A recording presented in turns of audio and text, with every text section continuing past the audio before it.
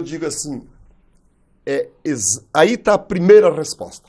Porque a política tem que ser um espaço ocupado por pessoas bem-sucedidas. Eu até tenho dito uma frase que as pessoas têm gostado e eu vou repetir. Eu penso que a pessoa tem que se arrumar na vida para entrar na política e não entrar na política para arrumar a vida. Não depender da política. A política não pode ser uma profissão. A política tem que ser um espaço de doação, de entrega. E eu faço a resposta no seguinte sentido. Primeiro, eu nunca conseguirei viver como um aposentado. Aquele que tira o pijama 2 horas da tarde, aquele que só fica em casa, ou mesmo que saia, mas que não tenha um propósito ao levantar. Acho que isso aí seria uma coisa absolutamente incompatível comigo. E eu imaginava, quando eu projetei, com 35 anos de Ministério Público, eu vou me aposentar. Esse projeto eu fiz. E tanto que eu concorri na primeira vez, eu sem me aposentar, né? Porque ainda não tinha transcorrido os 35 anos. Deu os 35 anos, eu me aposentei. E a minha ideia era fazer algum trabalho social, ou fazer uma outra faculdade, ou fazer uma coisa diferente, né?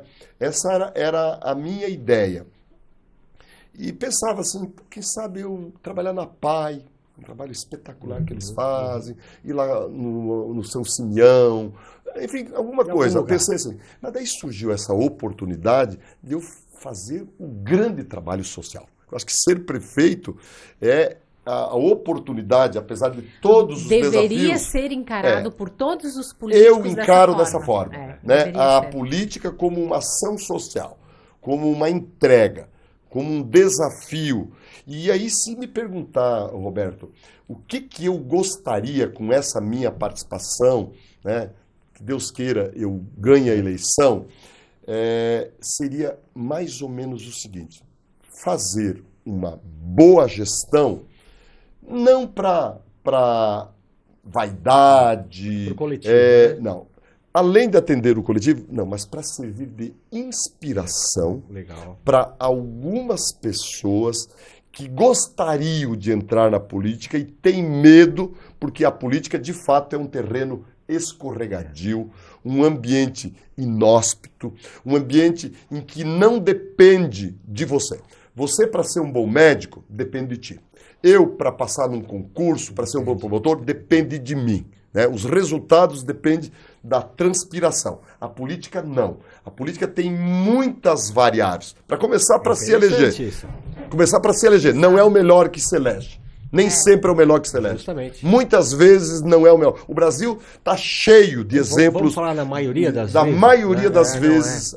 Mas quando um bom se elege, a gente vê o resultado. Justamente. E nós temos exemplos, inclusive, né, na história da cidade, você vê que pessoas, cada um fez uma parte, né? A gente sabe disso. Mas na história do Brasil, a gente vê que a maioria dos nossos presidentes foram ruins. Pessoas despreparadas. Eu concordo. É exceção para isso. Então, o que eu gostaria seria o seguinte: que eu me eleja, que eu consiga entregar aquilo que as pessoas esperam que eu entregue, né? Que sempre é muito menos do que aquilo que a gente gostaria, mas que isso estimulasse um guri desses de 40 anos, de 45 anos, cheio de talento.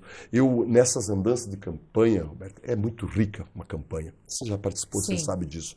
A gente conhece algumas ilhas de excelências, jovens de 40 anos de idade que já tem uma empresa que vale 50 milhões, 100 milhões, ou seja, começaram do nada e estão Evoluindo, né? entregando um monte de coisa para a sociedade, quer em produtos que eles fazem, quer em serviços, gerando 200, 500 empregos. Então, são pessoas muito exitosas.